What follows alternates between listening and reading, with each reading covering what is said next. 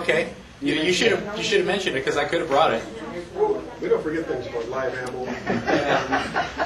Sniper rifle. 50 caliber. All right, if we can get seated, we'll get started.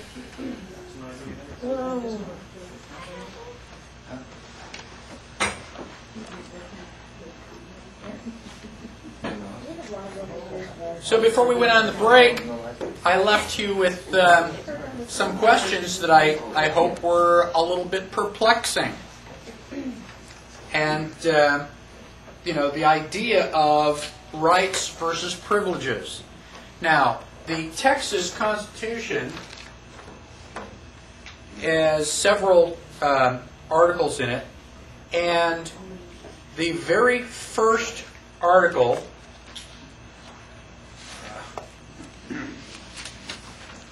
in the Texas Constitution is the Bill of Rights.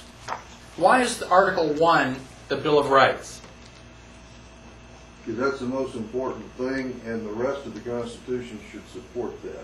Right. Why do we have any government? Why don't we just say, well, let's get rid of government, we'll just have an anarchy? Why do we have any government at all? What's the purpose of government?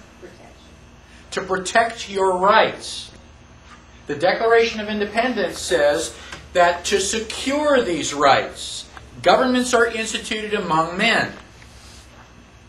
So that the purpose of government is to secure the rights. Well, in a hypothetical situation, let's assume that we all love each other, we're all friends, we just, hug and sway back and forth and sing Kumbaya.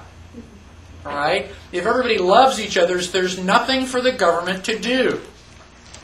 It's only when I back over your mailbox and you want to start beating my brains out with a baseball bat that the government steps in and says, well, wait a minute, let's settle this peacefully.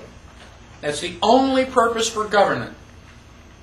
So, if you're going to have a constitution for Texas, the purpose of that government is to protect your rights. So you have to list what rights are being protected. That's why almost every state constitution lists the Bill of Rights first.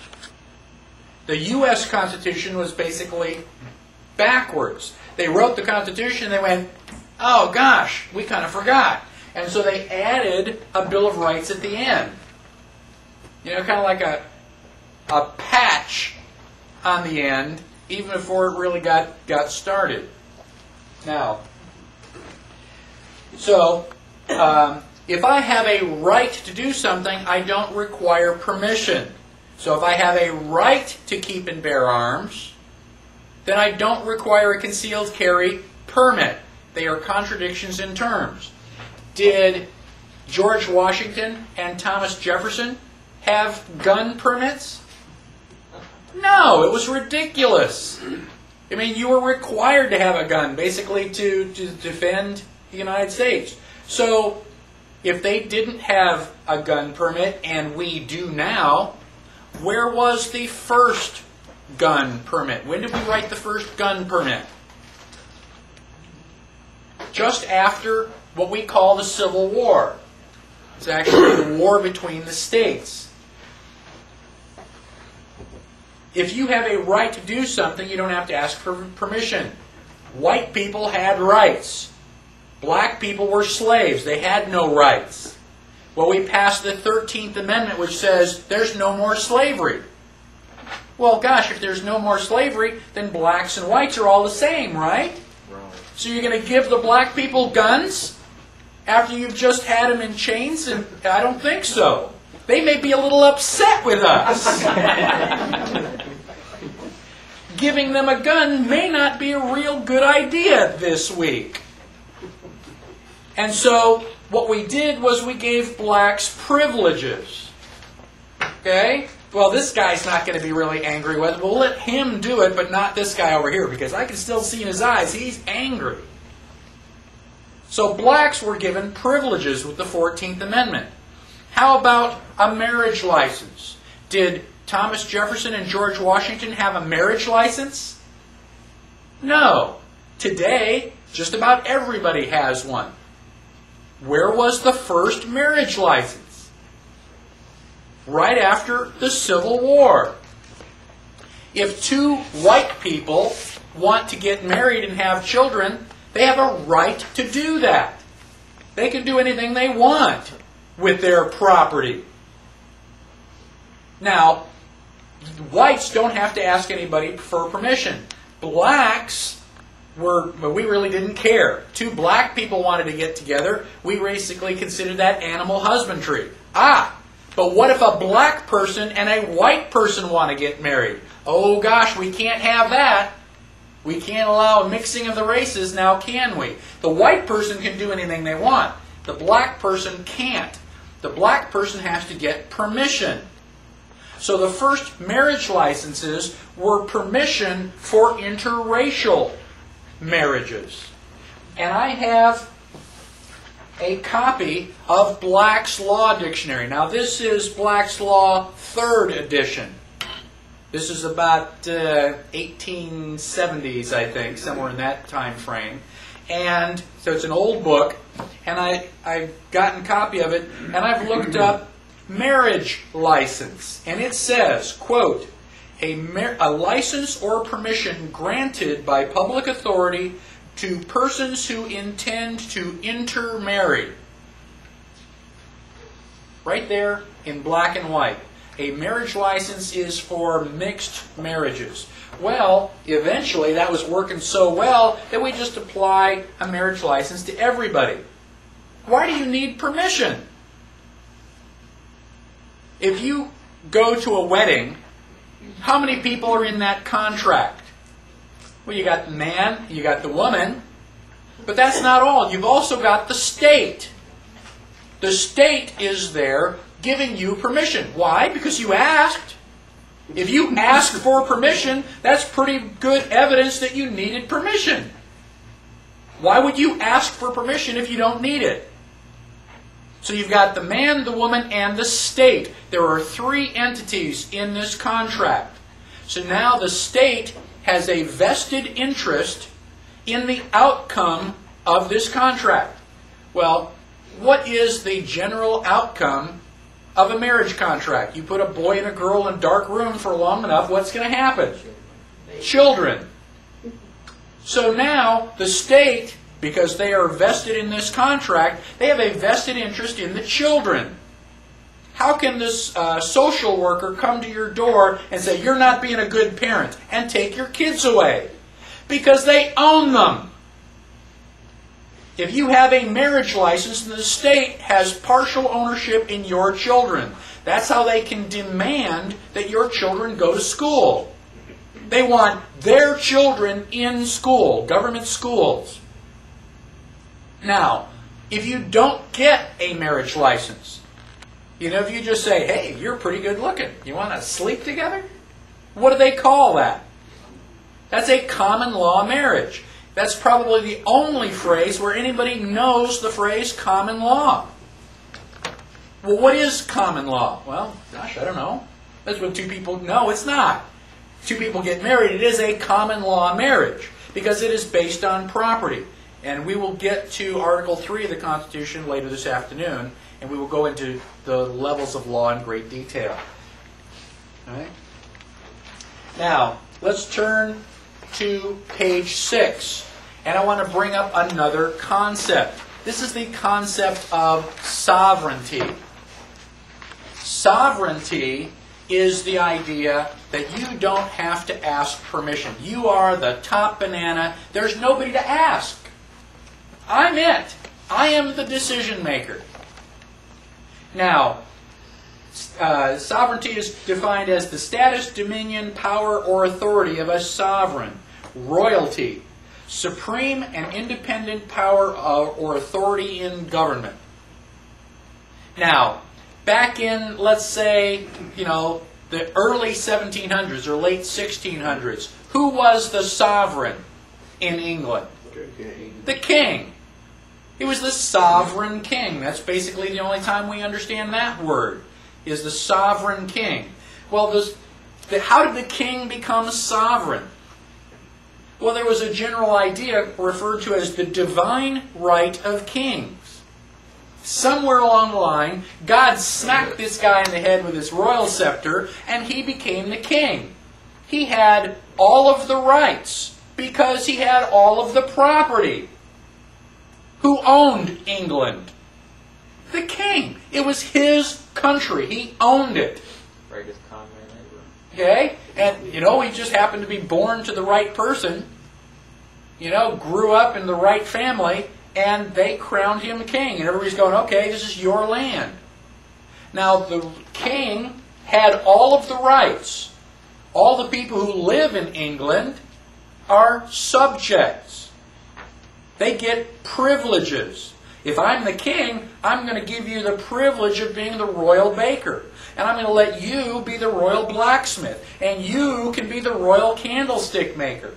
It's a privilege. And I may not give it to anybody. You may be the only candle maker in the entire little shire. Isn't that great? No competition. Except if you piss me off, I'm going to take that privilege away from you. So the king had all of the power and would give out privileges to all of his subjects. Now, a lot of us got in boats, came to North America, and we started, you know, building our houses here. Eventually, we signed the Declaration of Independence. What is the Declaration of Independence? It is a letter to King George. And in so many words, we told King George to put it where the sun doesn't shine. We no longer work for you.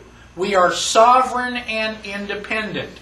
Instead of all this, instead of you getting all this power from God and then giving it out to us willy-nilly, we are going to cut out the middleman. We're not going to have a king anymore.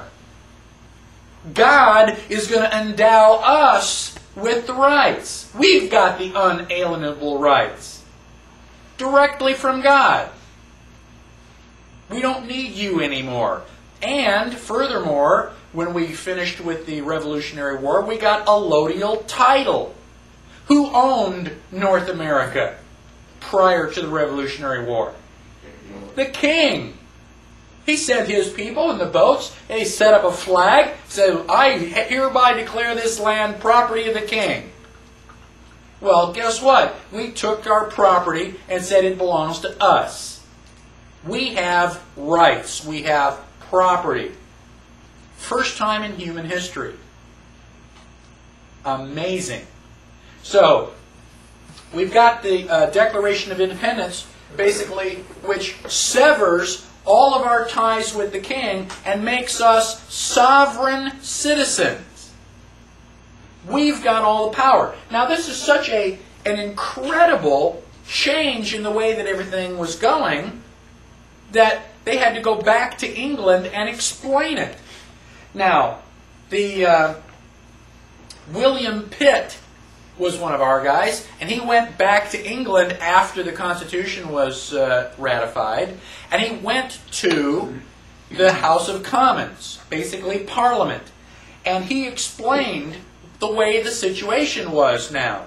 And he said, quote, "The poorest man may, in his cottage, bid defiance to all the forces of the crown." Can you imagine living in England and bidding defiance to the king? What happens when you tell the king no? You end up being short. You have no place for a hat.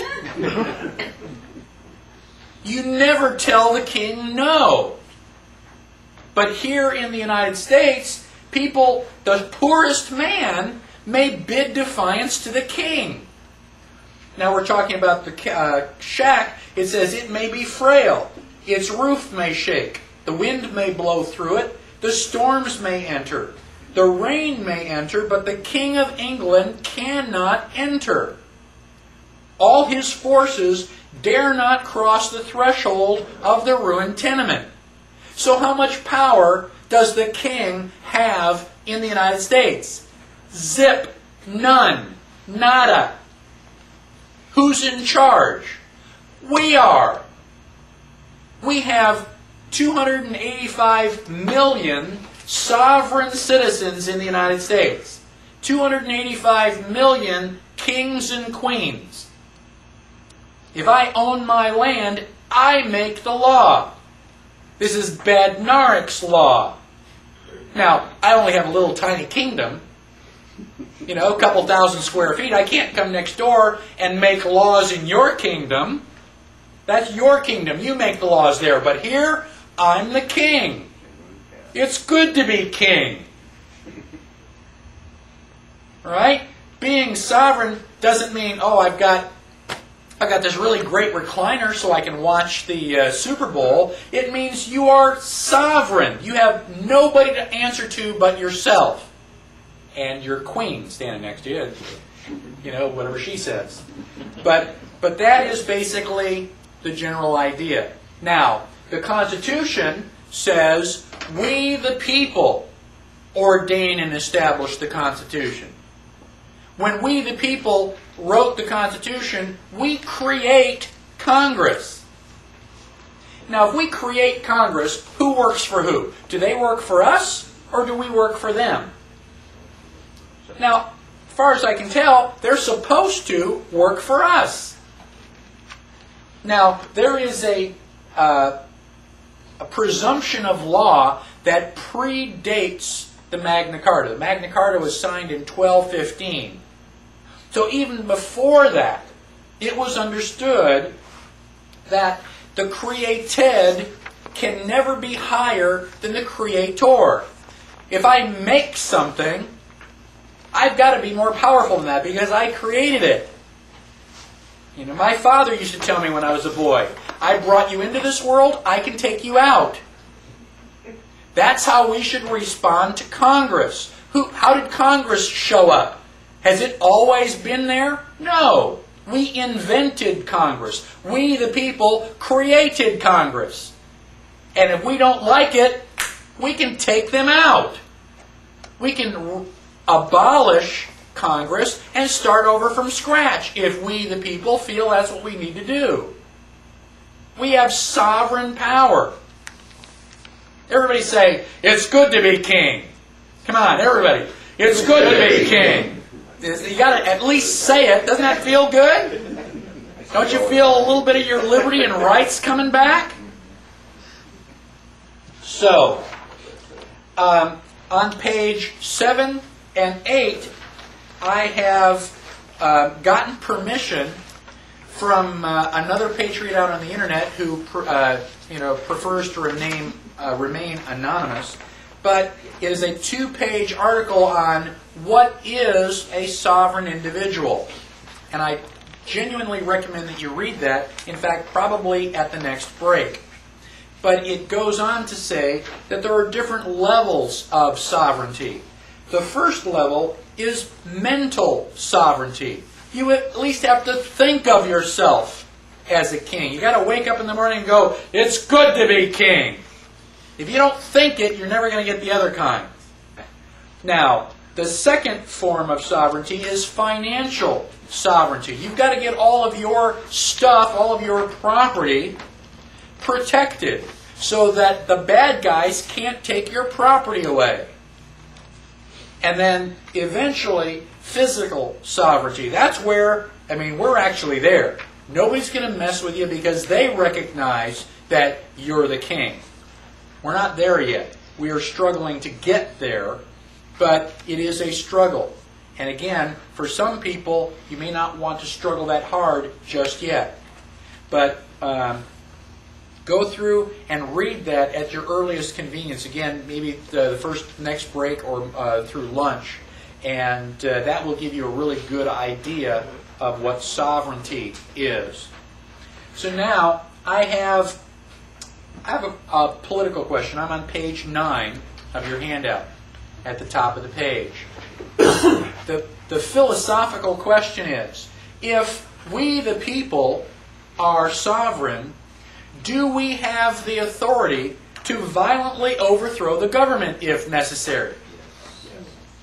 Now that's kind of a dangerous question even to ask, because you're automatically labeled an extremist and a radical. Well, so was Patrick Henry. Give me liberty or give me death doesn't sound like he's sugarcoating it. Now, the Declaration of Independence. If you haven't read the Declaration of Independence recently, do so. It is probably the most wonderful document written by humankind.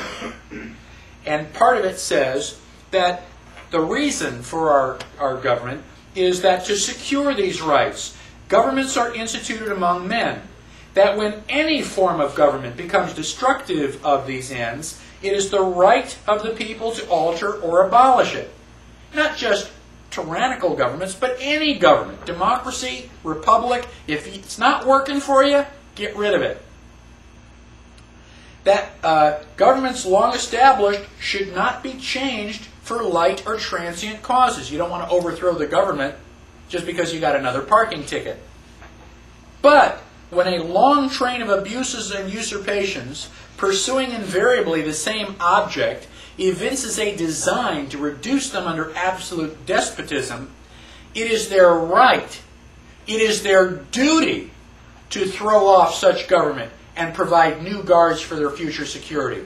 So not only do you have a right to overthrow the government, but you have a moral obligation to do so. Ever been to the mall and had somebody else's kids running all over the place, swinging from the chandeliers? You know, they're just being a royal nuisance. Haven't you ever wanted to just go over and slap the parents? Who's responsible for those little monkeys that are causing everybody else grief? The mom and dad. And if they are not, responsible for their children, they are the ones that ought to get slapped. And the kids probably ought to be reined in a little bit too. Who's responsible for Congress? We, the people.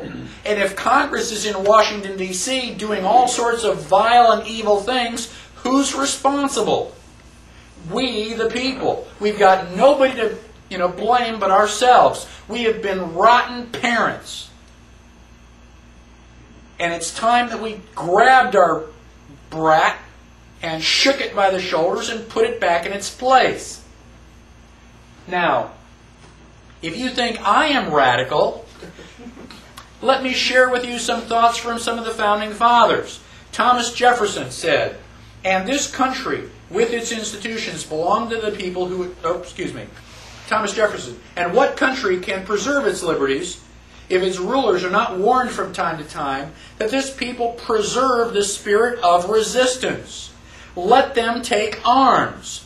The tree of liberty must be refreshed from time to time with the blood of patriots and tyrants."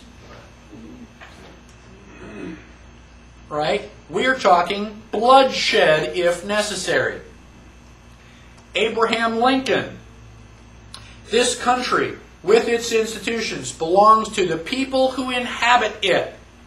Whenever they shall grow weary of their existing government, they can exercise their constitutional right of amending it, or their constitutional right to dismember or overthrow it." He also said, "We the people are the rightful masters of Congress and the courts, not to overthrow the Constitution, but to overthrow the men who pervert the Constitution." How do you know if the Constitution's been perverted if you haven't read it?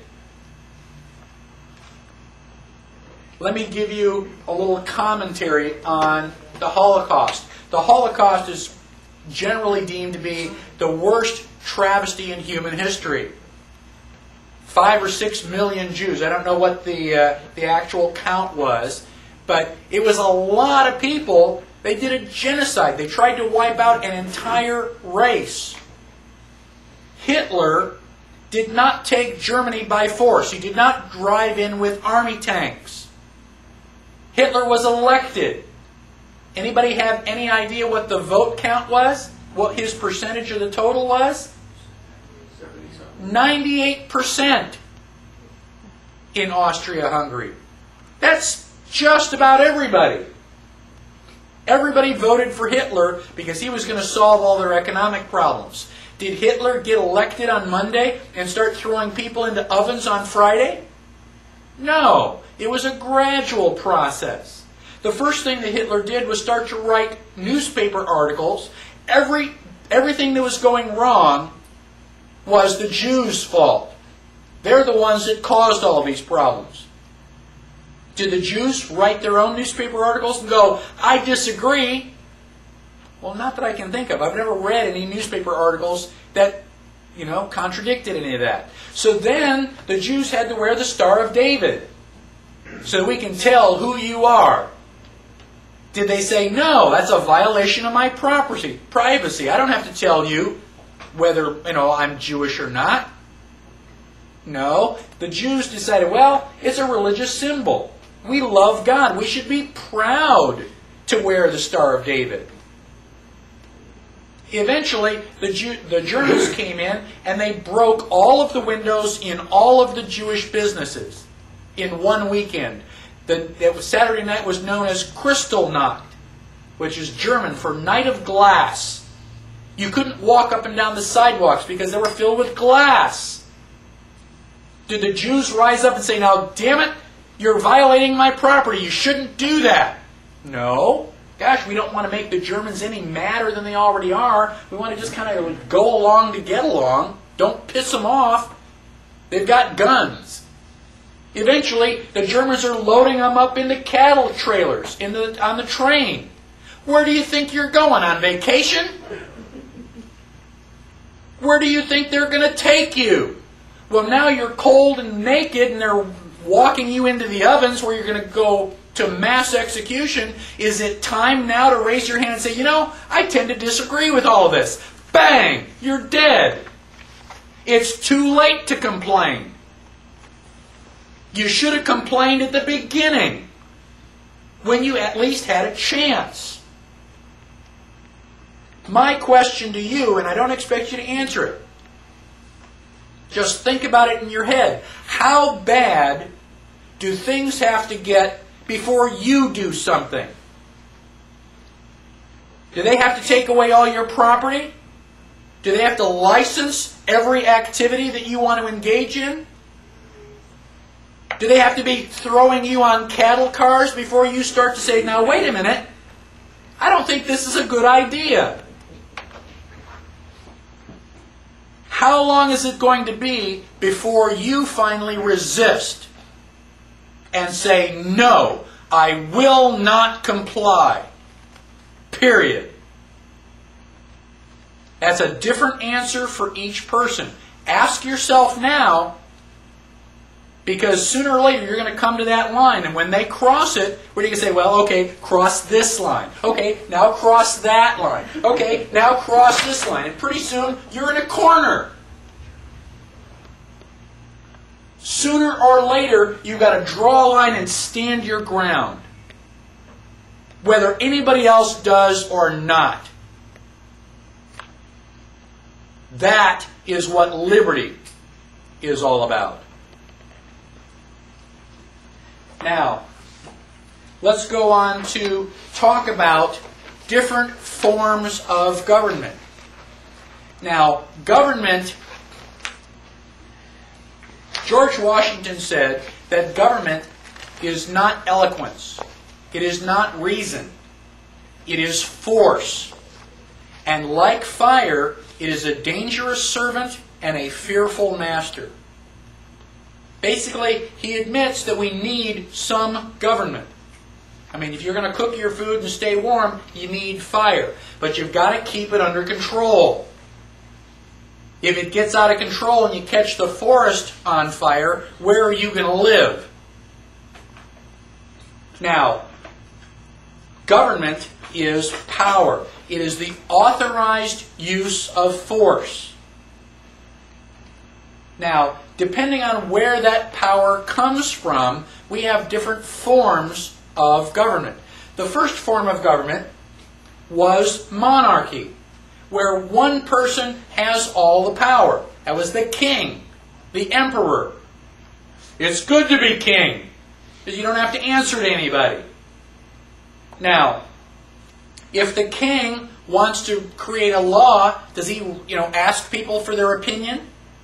Does he send it out for a vote? No. He just signs the proclamation. Ta-da! I have a law. And you've got two choices. You can either follow the law or dance on the end of a rope.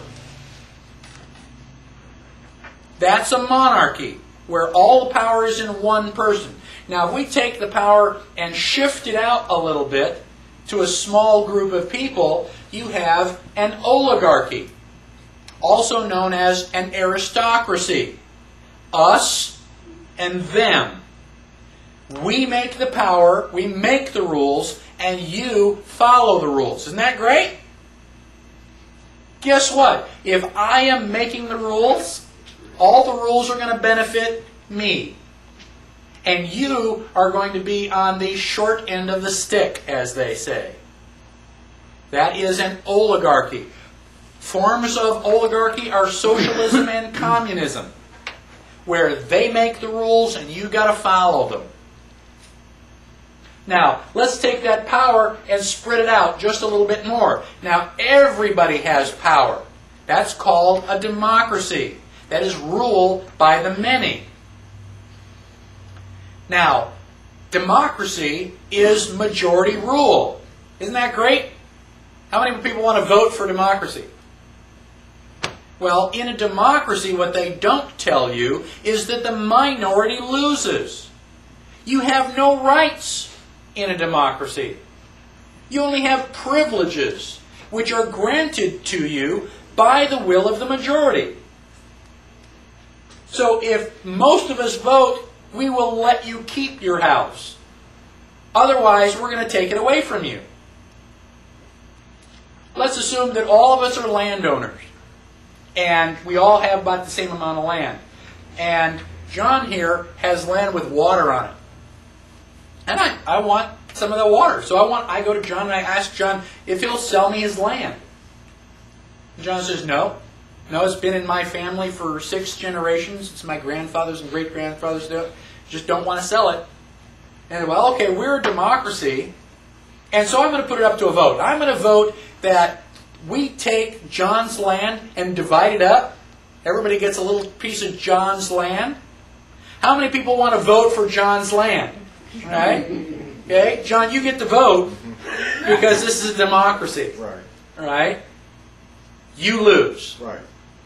Mob rule. Mob rule. That's exactly what democracy is. The Founding Fathers loathed a democracy. They hated democracy. They called it tyranny of the majority.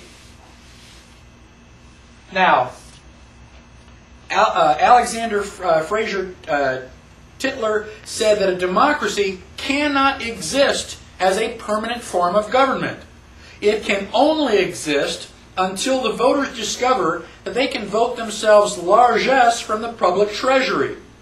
From that moment on, the majority always votes for the candidates promising the most benefits from the public treasury, with the result that a democracy always collapses over loose fiscal policy and followed always by a dictatorship.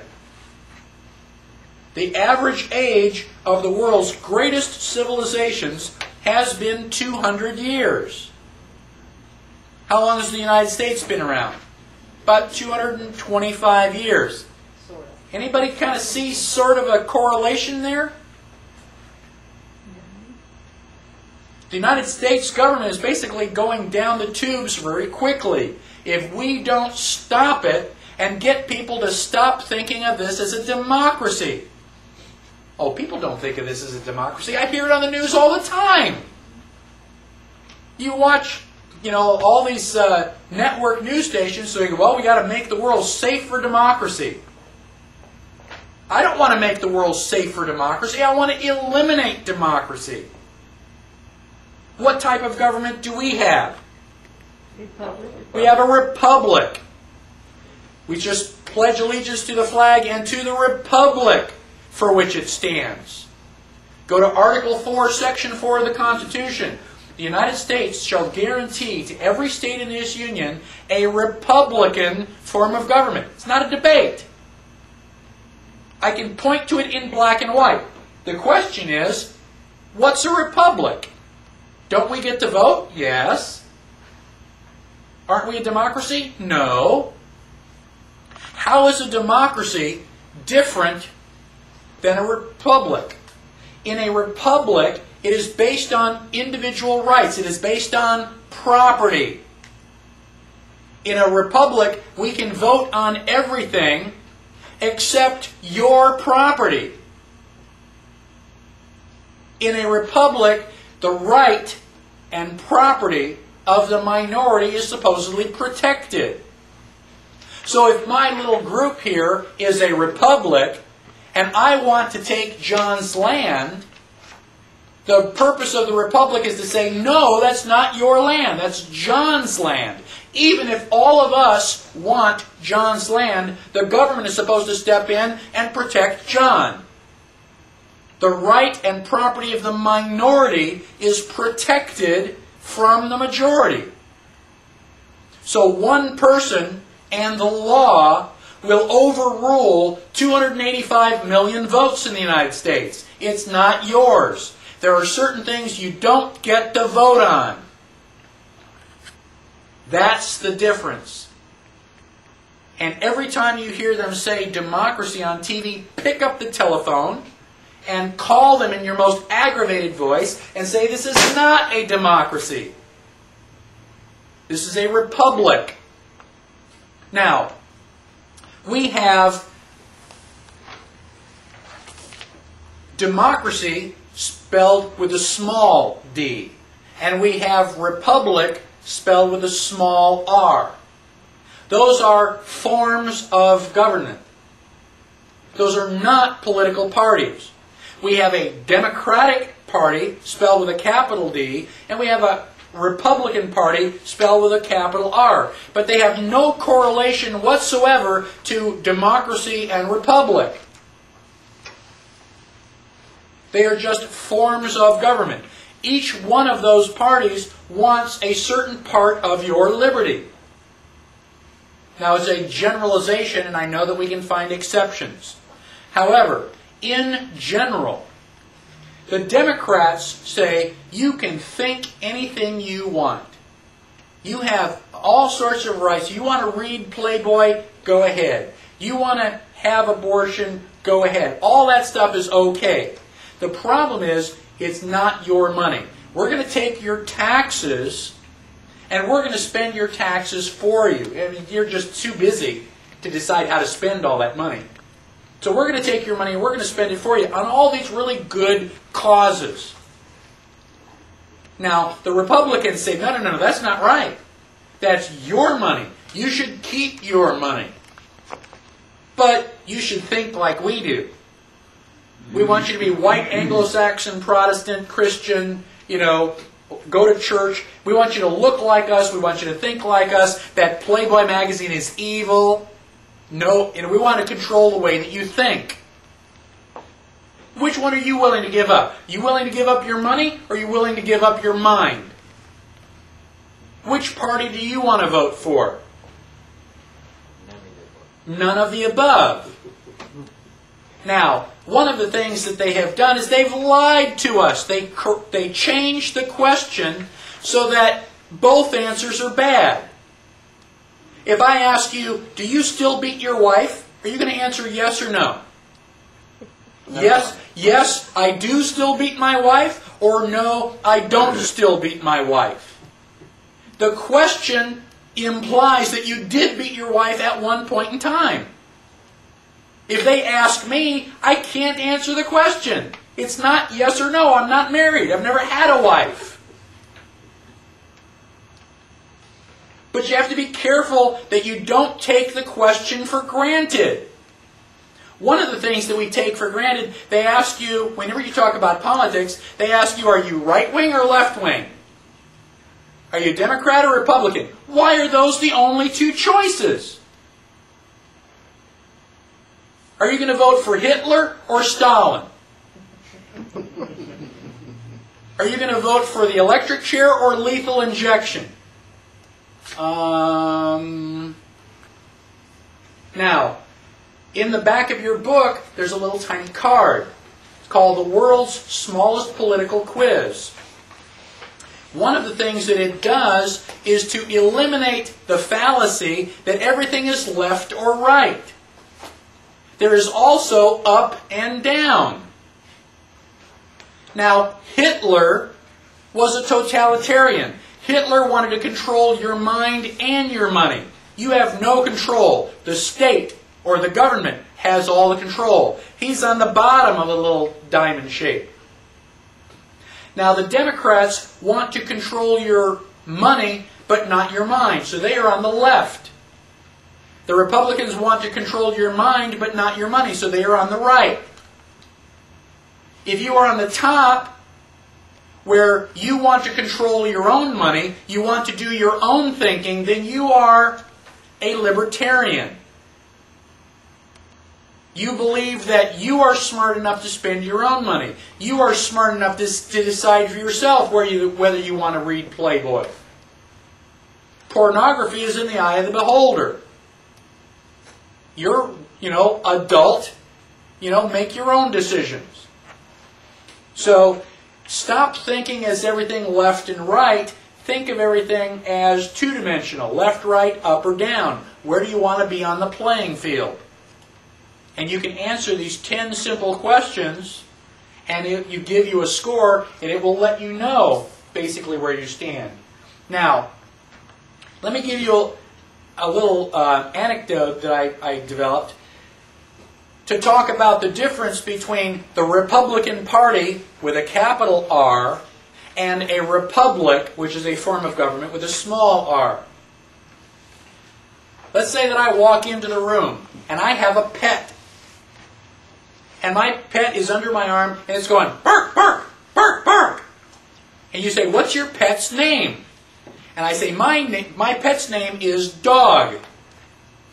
Now, my pet is a dog with a small d, but I've also given him a name. And his name is Dog with a capital D. And so I take my dog with me. And so for several years, this dog is my pet dog. Now my dog dies. And I go out and I get a new pet. And I come walking into the room with a new pet. And I've got my new pet under my arm. And my new pet is going, meow, meow. And you say, what do you call your pet? And I say, I call my pet Dog. This is Dog 2. But I like the name so much I just kept the name. So now I call my pet Dog with a capital D. What is it? Is it a dog with a small d? No. The name has nothing to do with the animal. The Republicans with a capital R have nothing to do with the Republic with a small r. They've just kept the name. They are voting away all of your rights. Now, people say, well, I don't want to vote for one of the smaller parties because I don't want to waste my vote. I would rather vote for one of the guys that's going to win. And I'm going to ask you again, do you want to vote for Stalin or Hitler? Because those guys are going to win, they're going to get most of the votes. Is there anybody here whose mother did not ask them, if all your friends jump off a cliff, are you going to jump off too? Isn't that stupid? The definition of insanity is doing the same thing over and over again and expecting different results. If you think that the United States is in trouble, and you go back to vote, and you vote Democratic or Republican just like you've always done, thinking that you're going to fix it, you are insane. You are crazy. Call the men in the white coats, and we'll have them come and pick you up. If you want things to be different, you have to do something different. I don't care which party you vote for. I really don't.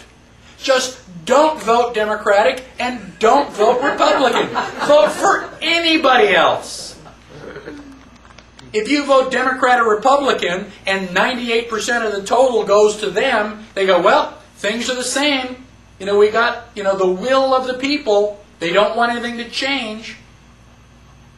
You say, well, yeah, but if I vote for the Libertarian, he's never going to win. Well, no, if you don't vote for him. But if you vote for him, and let's say he gets 20% of the vote, is he the president? No. But whoever is president is going to go, wait a minute, this guy got 20% of the vote. I'm going to go stand over there and do a little bit more what he was doing. They're going to have to pay attention to you. Have we ever had a socialist president?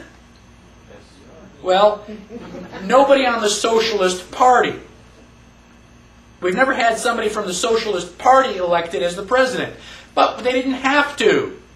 They just started the Socialist Party of America, and they just keep putting out all these ideas and getting votes. And so the Republicans and Democrats have both been becoming more and more socialist.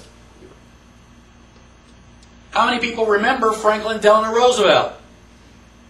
He may not have been on the socialist ticket, but Roosevelt was a socialist.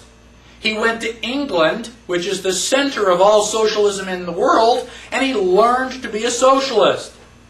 He got elected in 1932, and all of his New Deal is socialism. You like my dog? Meow, meow. Are you going to be fooled if I change the name? No. It's a cat. So then why are you so surprised when they call it the New Deal, and I go, it's socialism? How can you be fooled so easily? Any questions on the different forms of government or the different political parties? Now, on page 11, there are different implementations of those different forms of government. If I have a totalitarian government, it is a monarchy by definition. Fascism is a form of dictatorship. Fascism is a government system led by a dictator or a monarch having complete power, forcibly suppressing opposition and criticism. Forcibly suppressing opposition. Does that sound like freedom of speech is alive and well under fascism? No, you have no freedom of speech. In fact, if you say anything that the government doesn't like, you're going to disappear about 2 o'clock in the morning, and nobody's ever going to hear from you again. Now, Stalinism is another form of government. Well, Stalin was an American ally. We don't want to piss him off, and so even though he was a fascist, we don't want to call him that because that might be a little embarrassing. He was our buddy. And so we invent a new name. We call it Stalinism.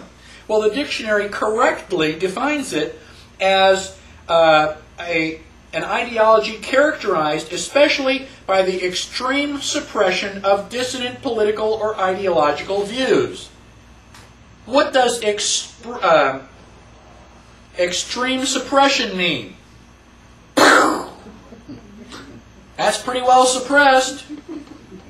Stalin is guilty of killing 25 to 35 million of his own people. Now, I don't condone what Hitler did, but at least he was going, well, it's those guys. Hitler was trying to kill all the other guys. Stalin was killing our guys. And he killed 6 times as many. Why is Hitler the worst guy in history? How come it's not Stalin? Well, he's going to be our buddy. We always saw him sitting on the boat with, FDR. And Winston Churchill. He was one of the big 3. Well, that must mean that, Stalin's a good guy because they're all alike, right? Well, I agree that they're all alike. Socialism is a theory or system of social organization which advocates the vesting of the ownership and control of the means of production in the community as a whole. So, do you have any property under socialism? No. It's not your car. It's our car, and we are letting you use it. It is not your house. It is our house, and we're going to volunteer to let you borrow it. Do you have any property in socialism? No. If you have no property, guess what? You have no rights. Where do rights derive from? Property. Communism is a theory or system of social organization based on the holding of all property in common. It's not yours. That's why communism is bad. That's why we're against socialism. Not because they've got a red flag or because they march funny. Because they're taking all of your property away. And when they take all of your property away, they take away all your rights. Let's flip to the next page. Well, let me and do a quote from Winston Churchill on page 11. Winston Churchill said, "If you are 20 years old and you are not a socialist, you have no heart.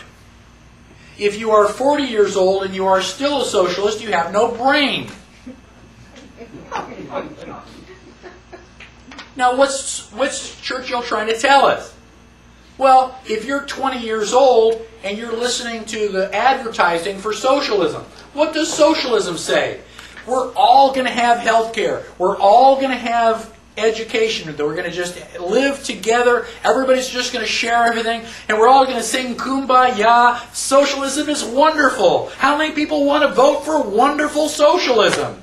Well, when you're 20, yeah, you're idealistic. We just want everybody to love each other. Isn't that great? Where's all that health care coming from? Where's all that free education coming from? Well, the government. Where does they get the money from? Oh, I finally figured it out 40 years later. That's not very much fun. So when you're young and stupid, socialism sounds like a great idea. When you finally grow up, hopefully not too late, socialism sucks. Let's go to page 12.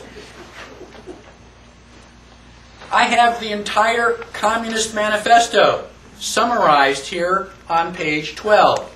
Now, in the middle 1800s, somebody asked Karl Marx, what would you need if you were going to start a communist government from scratch? Just clear the playing field, blank slate, you're going to build it from the ground up. What are you going to need? What are the things that you would want to have in order to make this a perfect communist government? The Communist Manifesto is the answer. It's not very long, basically just a term paper. Read it. Why? Because I want you to be a communist? No. I want you to know how they are attacking you. You have to understand the enemy. The 10 planks of the Communist Manifesto. Plank number 1. Abolition of private property. No property, no rights. If I stand up on a soapbox and I say, I'm going to start a government where I'm going to take all of your rights away, how many people are going to volunteer? Nobody with half a brain.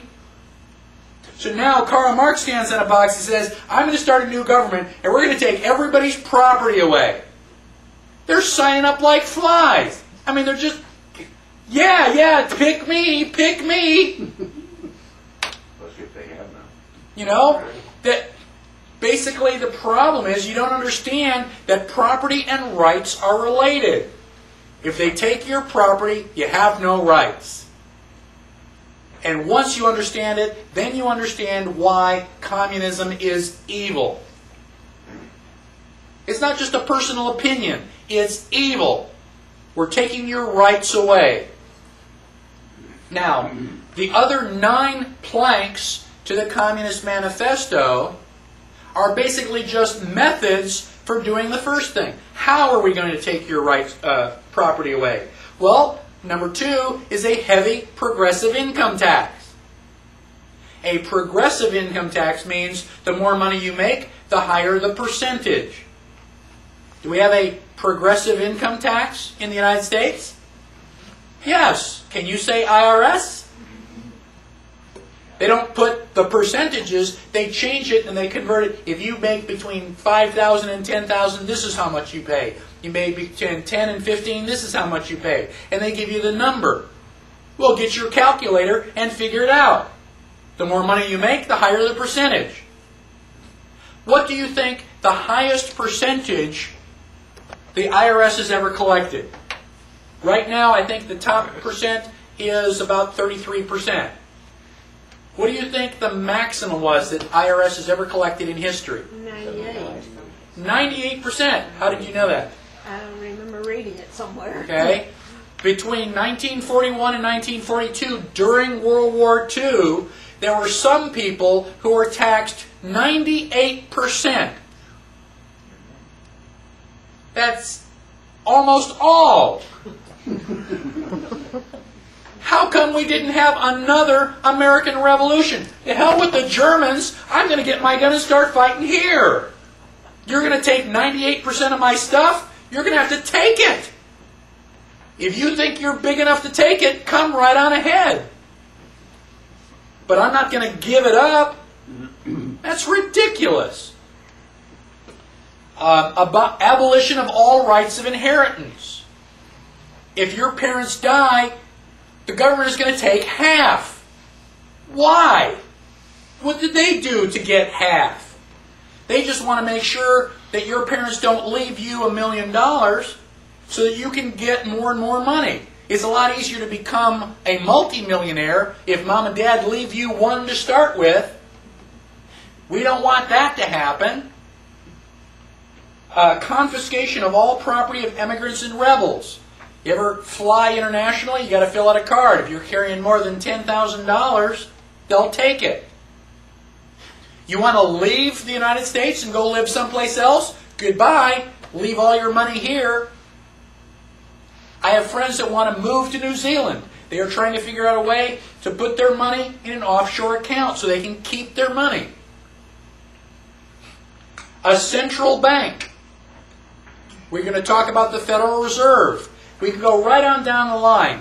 10 out of 10 items in the Communist Manifesto are here in the United States right now. Did you know that you live in a communist country? Are you glad that you live in a communist country? What are you going to do about it? We've got to draw the line somewhere.